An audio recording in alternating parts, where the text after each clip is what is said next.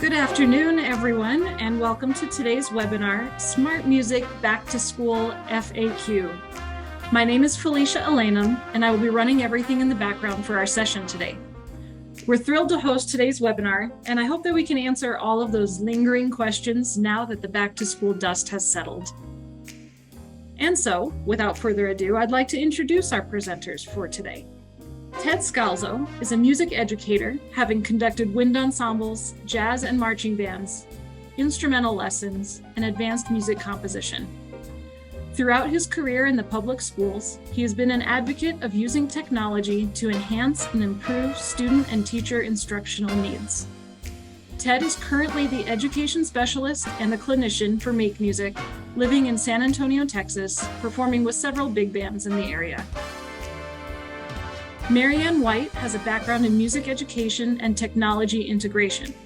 Throughout her career, she has taught middle school band, private lessons, and a university-level music technology course, along with maintaining an active clinician and music technology consulting schedule. Currently, she works for Make Music as a product marketing manager, melding her passions for music and technology together every day, and she lives in San Antonio, Texas. Ted and Marianne, thanks so much for being with us today. Thank you for that wonderful introduction, and so happy to be here with my colleague, Marianne White, today. Welcome, everyone. We're hoping to answer a lot of questions for you regarding smart music, and we're going to kick it off right away by opening it up and getting to smart music itself. So you're looking at the home page of Smart Music right now. And we're just going to go down a list of questions that were kind of asked a lot of us as we went through our onboarding and training for the summer and getting ready for our fall classes. So one of the first questions that was asked a lot is, how do you get to analytics? And what are analytics? Well, analytics are the measurement of a student's time utilizing smart music. And why are analytics important? Well, it's great for you as the educator to know how much time your students are spending on your assignments, okay?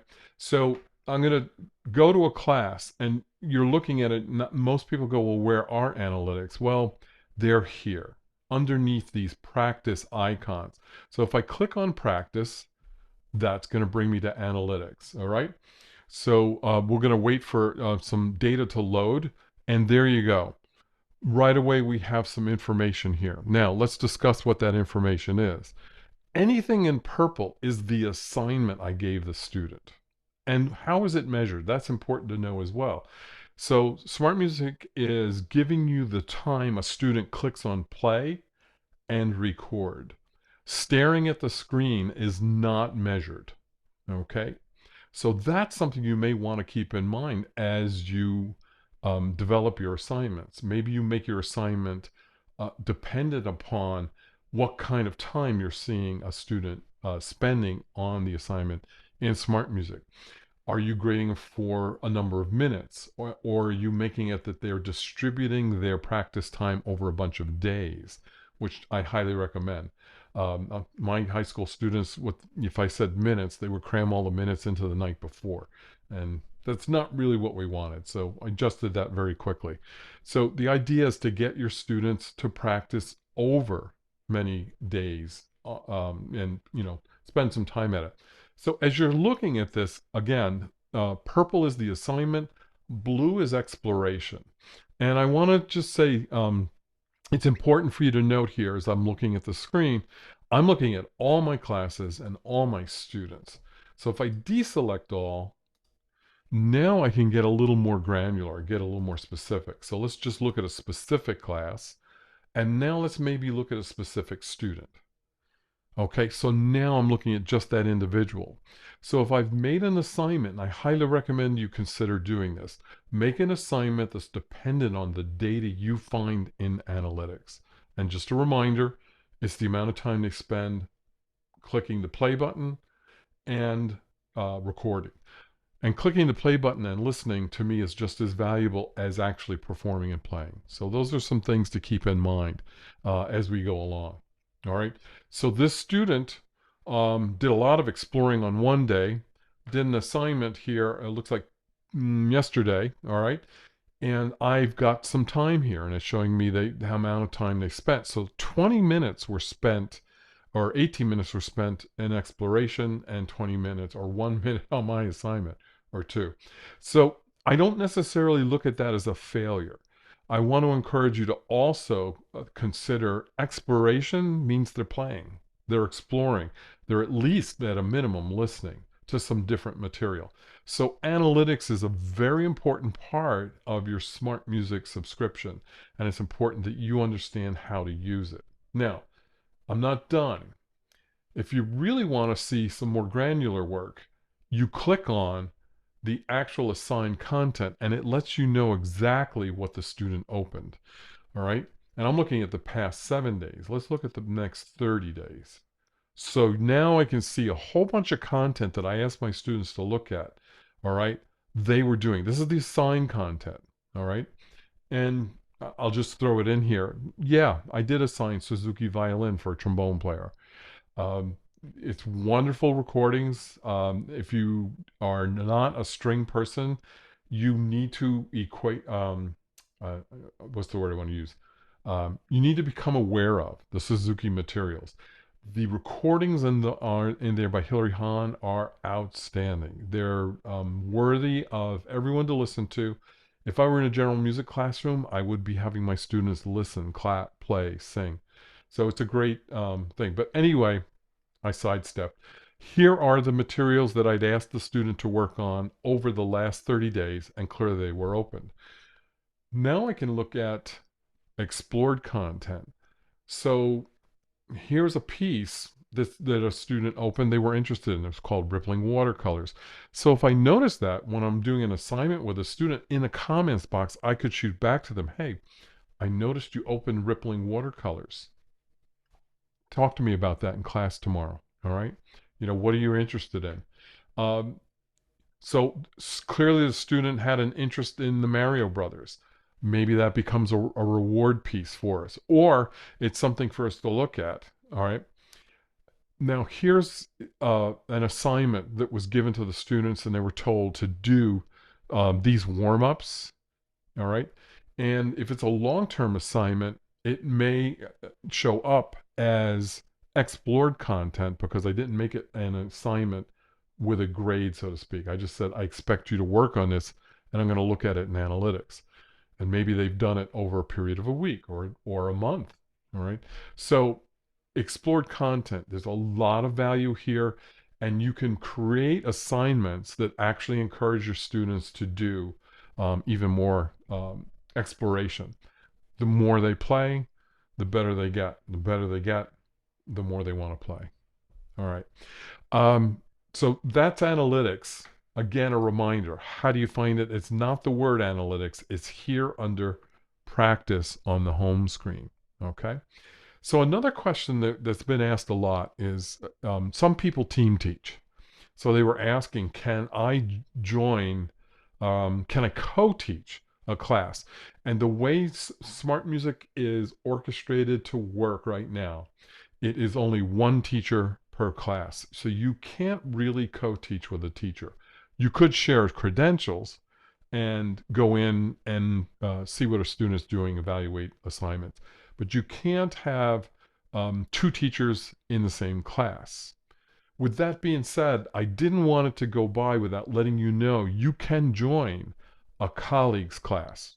You're not going to be able to grade their materials, but you could join their class to learn what are they saying to their students? How are they wording assignments? How many assignments a week go out?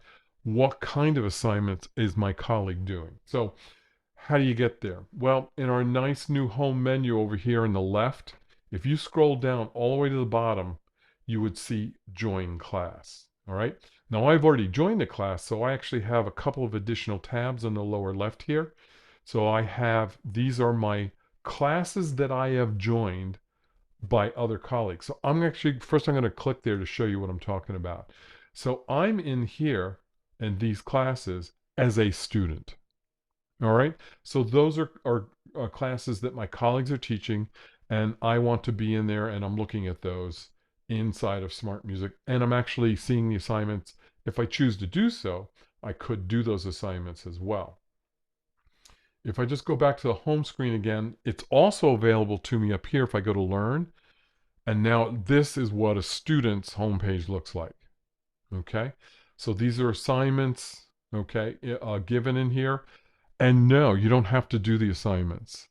You can see clearly in this jazz ensemble for a New Horizons band, I wasn't participating in doing the actual assignments, but I was looking at my colleague's assignments and asking, or just learning from how is she wording an assignment, what things is she selecting, how many assignments per week, those kinds of things. So you can join a colleague's class. That's a really important thing to know. If you're in a district with several of you using SmartMusic, I highly recommend to do it. No, you're not going to do the assignments, but what a great way to learn from each other and share and see how you're working together. So that was a great question too. So the other question we get a lot of is, well, I've got old assignments. How do I delete them? Well, a couple of things about that. So I want to go to the grade book. Oops, I'm sorry, I clicked on the wrong thing. Let's go back to the home page. Assignments. So here's my grade book. Here are some assignments. What you're going to note is if I click on edit here, if I delete that assignment, it now means that all the students' efforts for that particular assignment would be, for nothing. It would go away. The assignment would go. And you'll get a warning if you click on delete the assignment. Once an assignment has been handed in, you really should consider that really the only thing you can do is edit the timeline, which means make it so the students can hand it in at a later date, change the date, the due date, or who in the class has to do the assignment. So if you click there, you would now go here and edit those parameters. Instead of making it go to all my students, maybe I've decided to go in. Notice the warning you have here that it's already graded, and by the way, you have one that's submitted and you haven't graded it yet. All important steps here. So you really can't delete an assignment, all right, once it's been handed in. If you decide that an assignment is no longer wanted and they have not submitted, it's easy. Just click on the edit button, go ahead and delete the assignment, and you may have to explain to your students why it was there today but gone tomorrow. So that's the other thing. Now, past assignments, maybe you've got a subscription over a number of years. Look at recent assignment templates, all right? So I could take a look here and look at my assignments. All right, notice they're loaded. And we're going to stay here for a minute and talk about units for a second. But if I decide that some of my old assignments from a year or two ago, maybe I want to get rid of those. If the class was archived, you'll be able to do it. But if it's not, you may not be able to do that. So if I click on this assignment and I click on delete, okay? But all previous assignments based on this will be kept in your grade book. All right, so there is a way to get rid of it and decrease the amount of assignments you have in there. So if I click delete, yes, it's going to go away, but I've archived classes, or I haven't archived the classes, and those assignments are still there. They're still going to stay there and be available for me. All right, I hope I made that clear. While I'm here, if you want a variation of an assignment, let's say I did this in April of 2021, but I want to do this assignment now with my students, but I want a slightly different spin on it. Duplicate it. Rename it. Change your parameters. Change your dates, and you're ready to go. All right? So it's now duplicated. I'm ready to go ahead and work on that one as well. So while we're here, the other question we have is, well, how do you create units? So units are collections of assignments. So you can see I have a couple of already built units here. I'm going to open this one up and we'll take a look at it. So there was 2 assignments here, and this was based on the Suzuki violin book. And one of the assignments was to just listen and try to learn to play the first 8 measures. And then the other assignment was, okay, now I want you to go ahead and do the whole piece. Some of these assignments, I've actually built them where they might be 3 or 4 different assignments here. And I might include another assignment. So here's one from August 16th. If I wanted that to be part of this unit, all I have to do is click the plus sign, and now it's added to the unit. Did everybody see that? So you learned a very important step. Units are built by assignment templates. So you still have to build the individual assignment before you can build the unit. All right, so assignments come first, units come later. If you already have a unit in mind that you want to craft, some things to consider. If you have an order you want those units to appear in, build the last unit first. So you do it in reverse order. All right. So the unit you want to go this, if it's these 3, if you want that last, the one I just submitted to be first, I should do it last, like I just did. All right. So reverse order to get them in there. And you can still go in and edit and duplicate them. And here's a time-saving tip. Maybe you want to build a unit based upon one assignment, but you want it to go out several times. A sight reading builder assignment. Okay, so here's one. This is a sight reading builder assignment. And all this is an assignment that was made one time and it was duplicated 4 times. So I'm sending out a sight reading assignment. Actually, that's not 100% correct. I got a different one right in here. But these other ones that are 3, 4 time, okay, are meant to go out. They're a one single assignment that I created in Sight Reading Builder. And in Sight Reading Builder, you can click a button that says Auto Generate. So I can have the exact same parameters being sent to my students. They're all getting different sight reading material that are testing these parameters of 3, 4 time, in E flat, half, quarters, and eighths. So that's a time-saving tip for creating a unit. All right. So I hope I made that clear. I just want to demonstrate or talk about this other one. You can build units to get your students to do things that you want over long periods of time. We all know the benefits of scale practice, long tones, lip slurs, any of those basic exercises that you really would like a student to do on a daily basis. Here is a great way to get that to happen. This long-term assignment is meant to last over at least 3 weeks, possibly 3 months. First stage was do the exercise. Then the next stage is do the exercise, but I want you to move a half step up and then back down. And then the third one was I want you to move a half step down and then back up, using lo-fi long tones as your exercise. So basically what I've gotten my students to do is to do long tones over a long period of time, 3 weeks to 3 months. And I gave them slightly different parameters each week that are going to introduce some other concepts. We're still getting the benefit of doing long tone exercises, but we're keeping it fresh. And why do you do why should I do lo-fi long tones instead of just, playing long tones? Because they're fun. The accompaniments are killer. We have them in every key, and they're all different, and they make playing long tones really interesting. Different concepts of cinematic film to reggae music to some funk grooves, so that we're still practicing our long tones, but we're having fun doing it. And then when you add this additional parameter that you as a teacher can introduce, it really makes it fun and interesting. And you're going to teach them some different concepts. We're going to start to learn about half steps.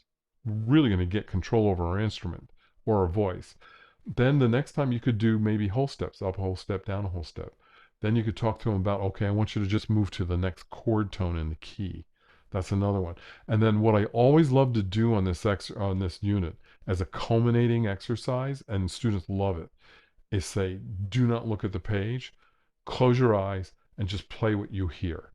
Just play long tones and enjoy making your sound blend in with the accompaniment. And it's really fun for them. They have a lot of fun time. And then in the comments box, you ask them, what did you hear? What did you choose? Why did you choose those things? So, units and assignment templates, great things. Ted, could you talk a little bit about how to like time the units? So like what happens when you assign it to students? When do they get each of those assignments? Well, you can. All right, let's see if I can click on an edit here. Oh, I just duplicated. Let's go to the edit button. Sorry. So, I can, as I go through the process, as I want to get to the end, all right, to the assignment date, um, I should be able to change the date. I should have clicked on edit. Sorry about that. Okay. I threw it at you curveball, sorry. You did, but that's keeping me on my toes. You can So, handle it. yes. Let's see. Let's duplicate it. Okay. And now duplicate it here. I should be able to go here. All right, edit. And now what I'm going to do is change the due date on it. What I want to do, it says one saying, I'm not getting to the date change. I don't know why. Okay. Anyway, you can stagger it so that the due date is not the same. So in other words, when you go through and you make your single assignments, you can say, okay, this one's going to be due week 1, but this one's now going to be due week 2, and this one will be due week 3. Therefore, you're staggering this long-term assignment, and they're not getting their inbox flooded with, oh my God, I've got 4 assignments due this week. All right, so we'll get around to that. I don't know why I couldn't get through to the end. I have been able to in the past. Can you see what I'm doing wrong there? I don't know why it's not. Yeah. So it I don't. usually does. All right. But that's it's an important point, that ability to be able to stagger the delivery of your unit. You don't want it to always have loading up their inbox, with a bunch of assignments. So I wanted to go to this. Somebody asked, can you turn assessment off? So yes, you can. So let's get out of here. Let's go to home. And let's just pull up a piece. So while we're on the carousel, let's talk about what we got here. All right, so here's one of our new things. Lo-fi long tones is in here. Attack of the Drones, more long tones. Something we just added, lip slur exercises for your brass players. So I'm just going to open one up. Okay. And y'all have got to check these out with your students. They are so fun. They have such cool background music. I love them. I used to use them with my students every week. And these indie drama ones are brand new and they're super cool. And Ted, look, there's his name there. They're awesome. They're awesome, even though, he is part of it. I would think they're awesome anyway. Yeah. So Fred and I have collaborated on this. He's the artful music behind it. I'm just designing the exercises for all of you because I know as a brass player, what I want my students to do as well. So let's do this first. Let's just listen to it.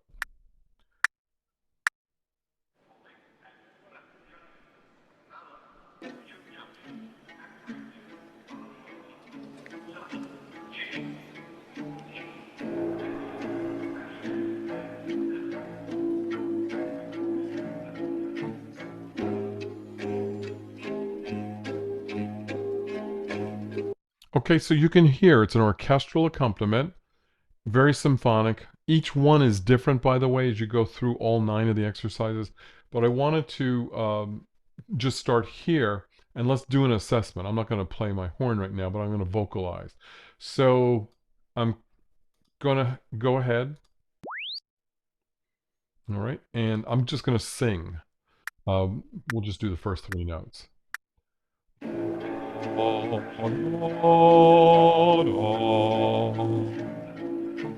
Okay, so great. I wasn't perfect. I needed you to see that. Okay, so SmartMusic detected that I did get the right pitch, but I was a little late here. And by the way, that's another question that comes from a lot of my choral people. Yeah, I'm still on easy, but the students are having a hard time. As you heard, I was doing an ah. Smart music has a hard time, especially I didn't have my headphones in, detecting where's the beginning of the note. But if I'm playing my instrument, I would have gotten a perfect because I would have gone ta ta ta. All right. So there's something to say. But I want to go here. Here's the assessment. So right now, the assessment is on. It's showing. What I teach my students to do is this: turn assessment off while you're doing the assignment. And the reason is they're distracted. I don't know about you, but even myself, when I'm practicing something in smart music and I get the red note, yellow note, green note, I'm distracted.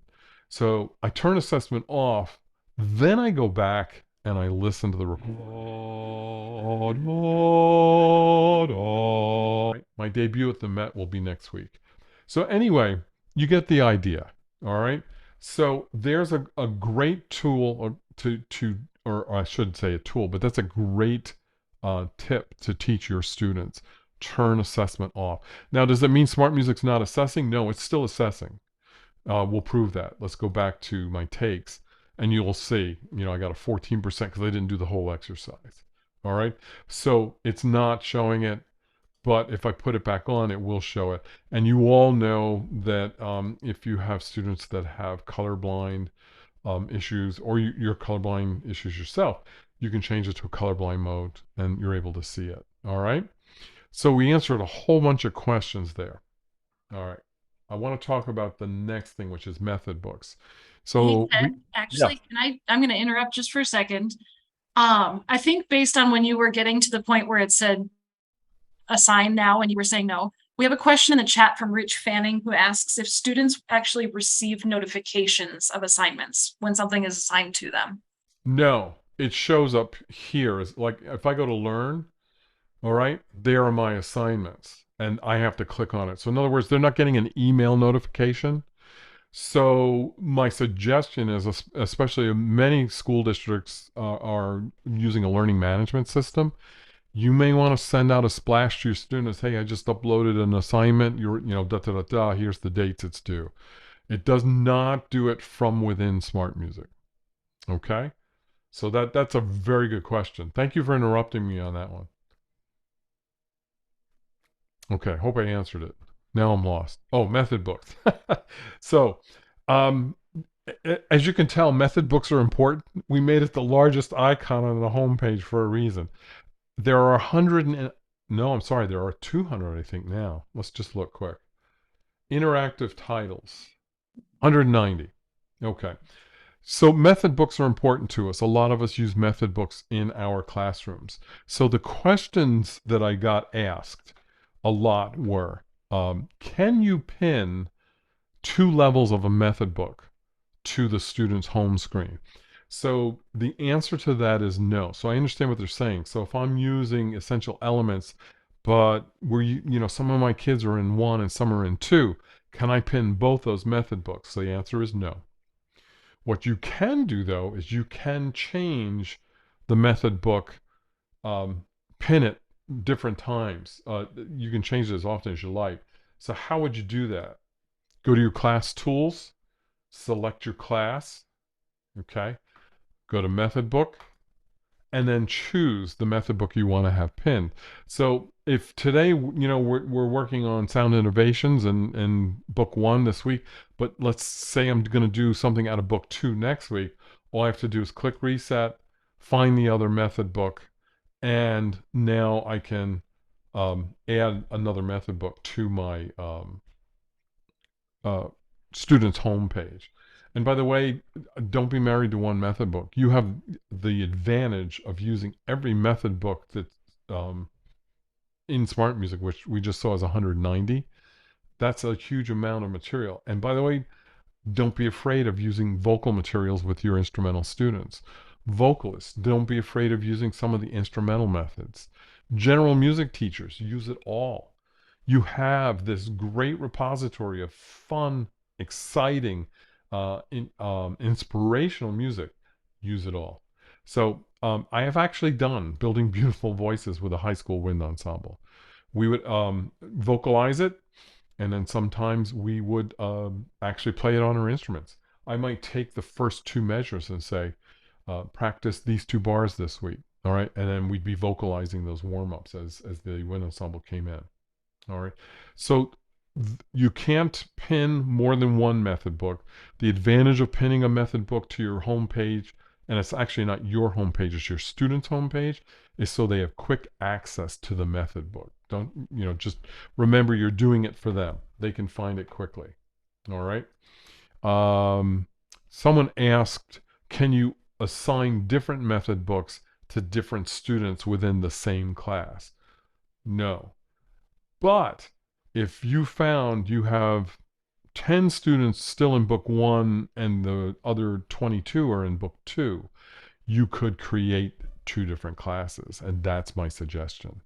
Why make it harder for you in terms of, having to differentiate the instruction that much for all those kids? So make 2 different classes, which was another top question. Can I create more classes? Absolutely. With my high school wind ensemble, at one point there were brass woodwind percussion classes. Then I actually divided up into the lesson groups. Then I actually divided up into some other subgroups. We had a high school jazz band. We had a high school marching band. They all joined all my classes, and they were able to do different kinds of assignments inside of each one of those subclasses. Think about your school year. Think about your students. Think about yourself. What's going to make the most sense for you in terms of the amount of work?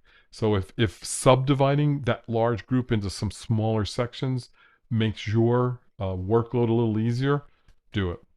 All right. It's a really great thing to consider. So the other question that was asked a lot is, how can SmartMusic be used in an elementary setting? Many, many ways. Here we go. Broadway vocals. So the scrolling carousel. Hamilton is extremely popular right now. Maybe your students are aware of it. Maybe you want to make your students aware of it. Maybe you're talking about, maybe your elementary school is discussing this American history. There's lots of ways to make tie-ins, but here you have this wonderful recording, and you're able to play it for your students in class.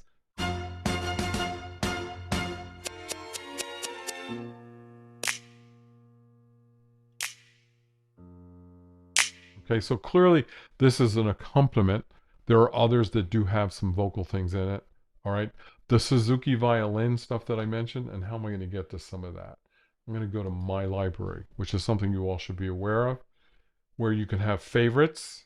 Okay, a little heavy on the jazz here. Your created content, material you've created. This is stuff I've done in Finale and in Sight Reading Builder and inside of Compose. Here are some playlists. All right, all kinds of playlists that I've created. And by the way, that's a question. How can you share it? Here's some Performance Plus titles as well. But what I'm looking for is Suzuki violin. All right, so I'm going to open this up. Here's one of the things I'd be doing in a general music class. I would have my students listen to this. Everybody just listen for a second.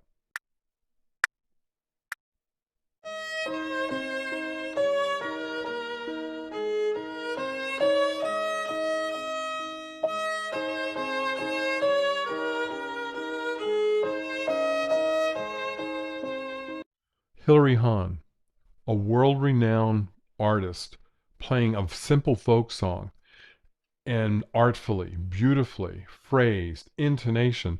Imagine your wind players, or even your percussion players, trying to play along with this in the same style and copying it, and then asking your students in the comments box to share with you what's the experience been like.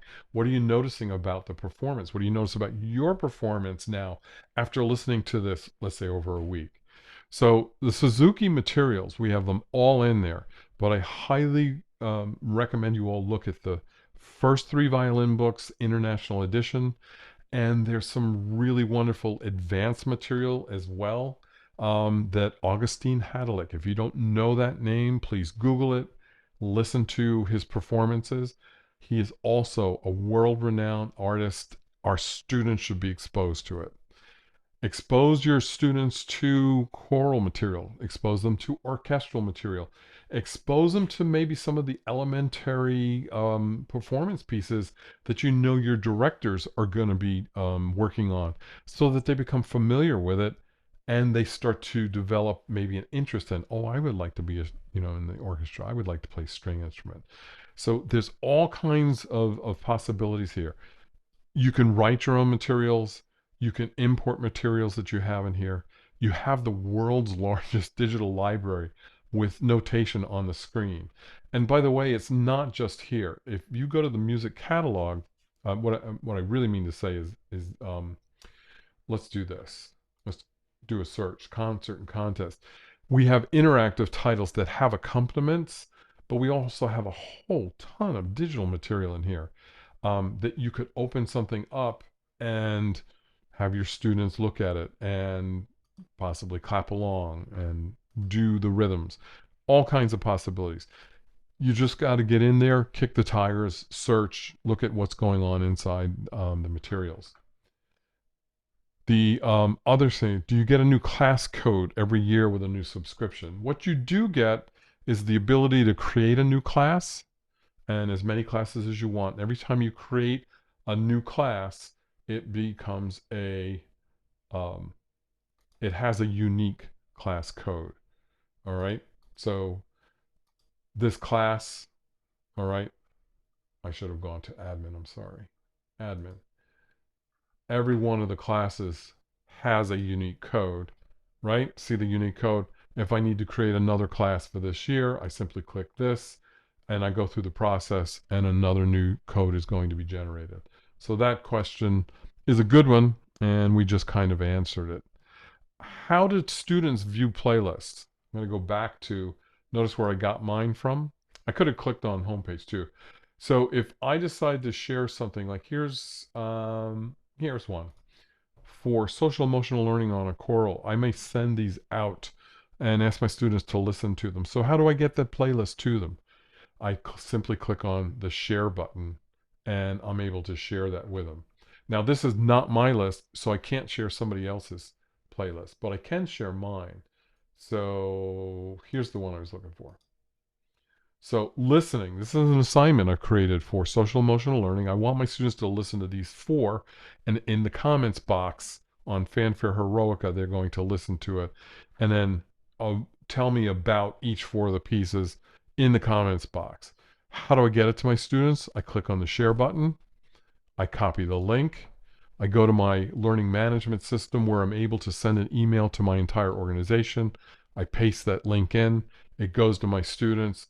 They click on it and it opens up right into SmartMusic. So it's very simple.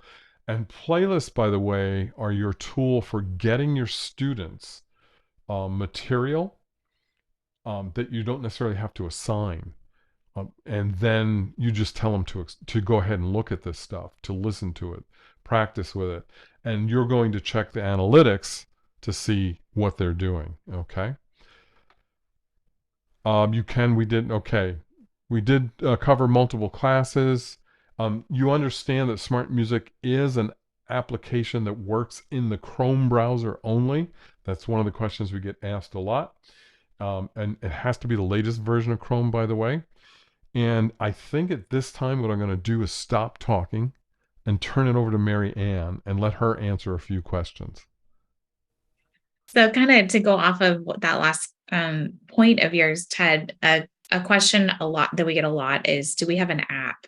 And the answer is no right now. On the Chrome browser is the best way to access SmartMusic. Not that we don't talk about it, though. Another lot of questions come from the idea of print and the print add-on. So if you're curious about the print add-on, you can find all about printing on our pricing page. and about all of our subscriptions and pricing can always be found on our pricing page. So smartmusic.com/pricing is actually the URL. And when you get that print add-on, the titles that are available for you to print, you can print an unlimited amount of them. So there's not a limit right now. So students and teachers can print a lot. So it's kind of a great deal. It's a really cool thing. When I had students using the print feature, they loved finding stuff like Mario and all the fun stuff that they were just craving and printing it out, and actually would come to me and say, oh, this other thing I found, I can't print it, and would be disappointed because they liked to just print it and have it. So it's a fun thing for your students to have also. And I'm just gonna interrupt a second, Marianne. So what she's talking about is purchasing the print option. right. What I'm showing on screen right now is a new series we've introduced. It's called Performance Plus, and as you can see here, without the print option, you would be able to print this. We've made 44 titles available to you under the category of Performance Plus. So yes, having the print option is a huge advantage, but we've now got 44 titles in here in Performance Plus. Only those 44 you would be able to print without a print subscription, and it's evenly distributed amongst choral, orchestra, and band. Okay. And these all have great exercises to go along with them also that the composers wrote themselves. They even have videos. A lot of them have a video from the composer that talks about the composition. So I'm so glad you brought up Performance Plus. And I think Felicia put a link to Performance Plus titles in the chat there for you. So there's an exercise that goes along with continuance, and they're right inside of our app here. I shouldn't call it an app, but they're right inside, right here. You can assign them, and that's really cool. So there's a composer video. They're on YouTube. Performance Plus, definitely check it out. Okay, let's see. What if students are younger than 13 and you want them to have an account? They can have an account. The caveat is that if they're under 13 and they're creating an account, they have to join a class. So they have to be part of a teacher's class. Other than that, there's not a restriction. So you're not limited to only, wait until your student's 13th birthday to have them join and use these tools. Can we see the students' displays of SmartMusic in the teacher display mode? No, but I have a trick for you. And Ted may have a different way to do this, but what I would always do is have an extra seat that I would use for myself as a student account and kind of use it as a dummy student account and be a student in my own class, because I liked to see, okay, what does this assignment look like to my students? And if I'm a student and it's assigning it to my own self. So I could have my teacher account and then a different dummy student account. You could make up an email address or use your personal one or whatever. That way you can have a seat in there and see. So that's kind of my hack to get around that. I don't know if Ted has an easier way to do that. No, not easier. That's exactly what I did.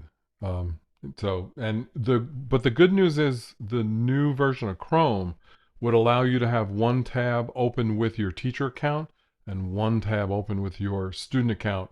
So you could actually be seeing the circle of life. Mm-hmm. Incognito mode is what I would use to do that in Chrome. So I could have an incognito window and it wouldn't save my stuff. So there's your hack around that. Google Classroom integration. That is a big topic right now. When are we going to have more LMS integration? And the answer is soon. We're working on more learning management system integration all the time.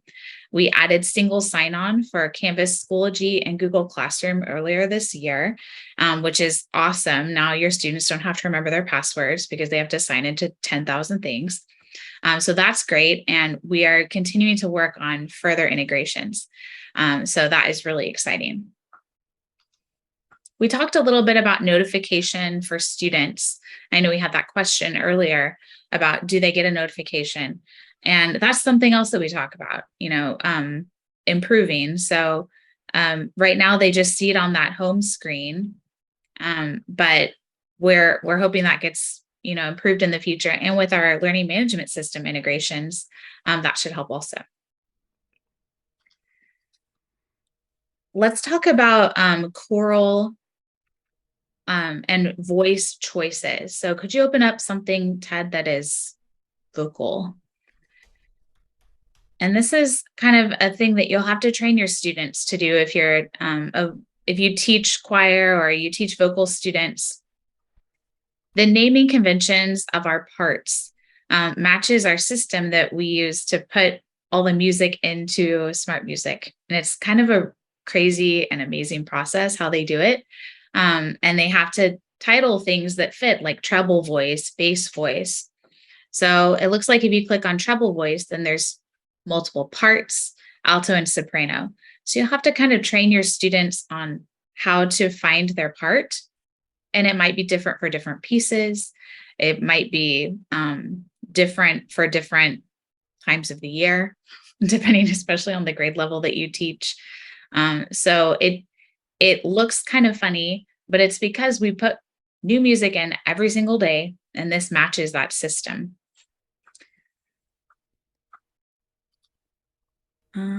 Is Compose a student option or just teacher? Compose is available to everybody. Ted's opening it up. He's a great driver of the website here. So students can create from here, just like you can. There's a great way to import from Finale that Ted could talk a lot more about. You can import directly from Finale a lot more easily now, which is really cool. And your students, if they create something in here, they can share it with you. They can get a link to share. Just you can also create a link to share. And so it's not limited to just teachers. So encourage them to explore that for sure. Are you going to show us how to share? Oh, no. Maybe not. Well, it's the same little icon as the playlist. You can share just like that. Yeah. If we open one, I could. Yeah. But actually, can you open up an exercise?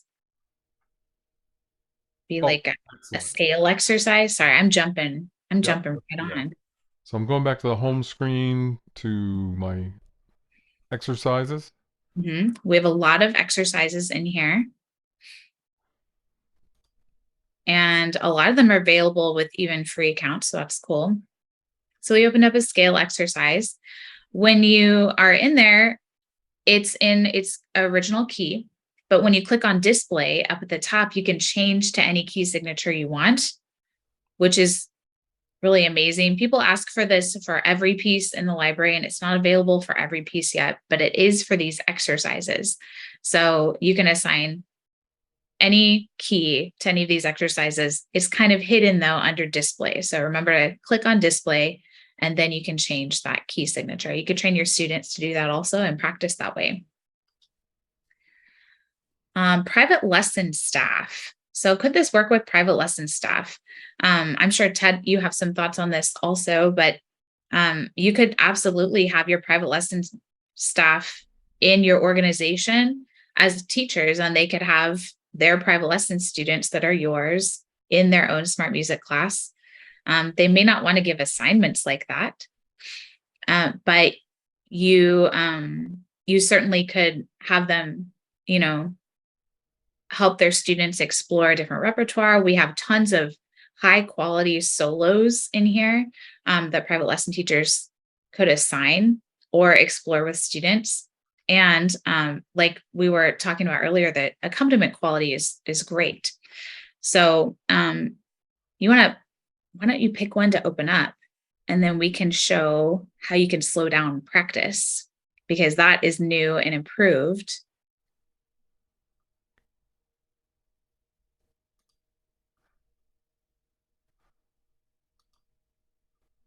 So they've just been improving this so that you can slow down your practice, slow down the tempo, and still have great accompaniment quality. So it's at 160 right now. It's So let's hear it, and then you can slow it down while it's playing.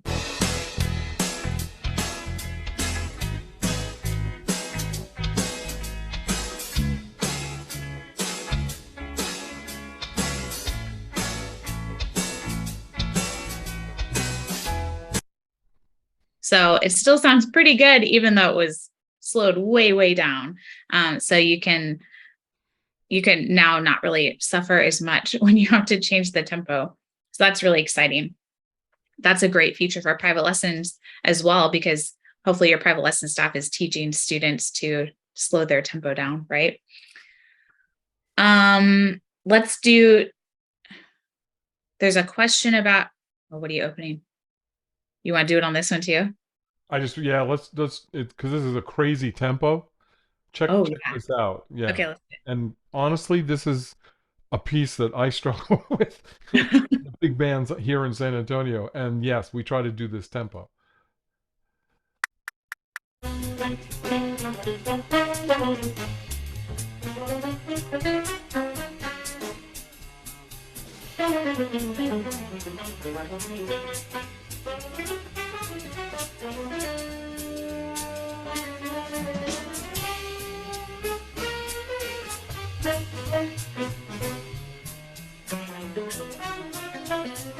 So as you can see, the quality is certainly acceptable. Not more than acceptable.